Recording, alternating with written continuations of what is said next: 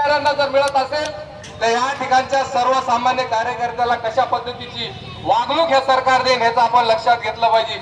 मी नेपाळच्या जनतेचं या ठिकाणी हार्दिक अभिनंदन करेन। बाबाजानी साहेब, रेगे साहेब, नेपाळच्या जनतेने कुत्र्यावानी मंत्र्याला मारून हाकलून दिले आणि त्या ठिकाणची जी गोदी मीडिया आज आपल्या या ठिकाणचे आजतकचे चॅनल आहेत, जे नरेंद्र मोदीचा टोटल फेक अकाउंट त्या ठिकाणी यशस्वी पद्धतीने चालवते, नेपाळच्या त्या लोकांनी त्या पत्रकारांना सुद्धा मारण्याचं काम केलंय। म्हणून नेपाळच्या जनतेचं या ठिकाणी अभिनंदन केलं पाहिजे।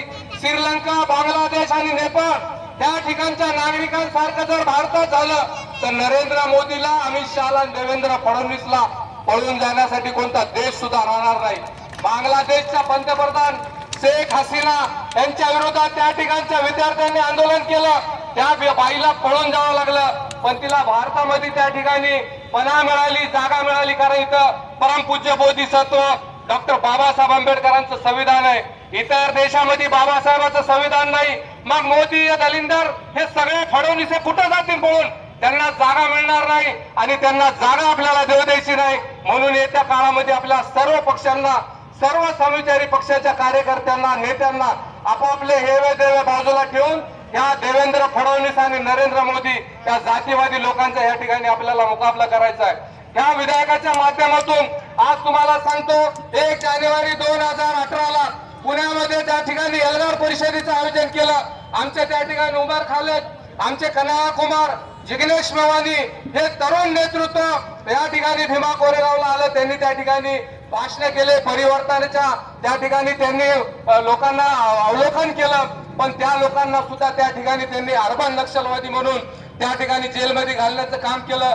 परमपूज्य डॉक्टर बाबासाहेब आंबेडकरांचे नाथ जावई अनंत तेलतुंबडे सरांना 2 वर्ष ह्या जुलमी कायद्याखाली त्यांनी त्या ठिकाणी जेलमध्ये ठेवण्याचं काम केलंय। म्हणून ज्या पद्धतीने भीमा कोरेगाव त्या ठिकाणी संभाजी भिडे नावाच्या माणसानं जातीय तेढ निर्माण केलं, तशाच पद्धतीनं 10 डिसेंबर 2024ला परभणीमध्ये सुद्धा त्या ठिकाणी जातीय तेढ निर्माण केलं। बांगलादेशच्या प्रकरणामध्ये या ठिकाणी मोर्चा काढला। शिवसेना शिंदे गटाचे माणसं असतील, भाजपचे माणसं असतील, कोणी असतील, पण त्या मोर्चात सुद्धा समविचारी पक्षाच्या लोकप्रतिनिधींना हजेरी लावून त्या ठिकाणी दंगल सदृश्य परिस्थिती निर्माण केली आणि आमचा सोमनाथ सूर्यवंशी आणि परभणीची शान आदरणीय लोकनेते विजय वाकोडे बाबांचा बळी त्या ठिकाणी जावा लागला। त्या सर्व गोष्टी आपण अवलोकन केलं पाहिजे। पोलिसांना समोर करून त्या ठिकाणी हा जातीवादाचा प्रकार भाजप सरकार करत आहे। पहिला स्वतः हे जातीवाद करत होते, पण आज पोलिसांच्या मार्फत त्यांनी जातीवाद सुरू केलेला आहे। म्हणून येत्या काळामध्ये आपल्या सर्वांना त्या ठिकाणी फार बारकाईने आपल्याला लक्ष घालून त्या सर्व जुलमी कायद्याच्या विरोधामध्ये आपल्याला एकजूट होऊन सगळ्या पक्षांनी या ठिकाणी